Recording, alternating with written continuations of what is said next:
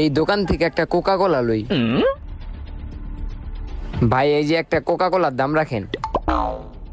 এদিকে দাঁড়ায় খাই। হাসান, এই বেটা কি করতেছ তুই? এটা কে কোক খাইতাছি?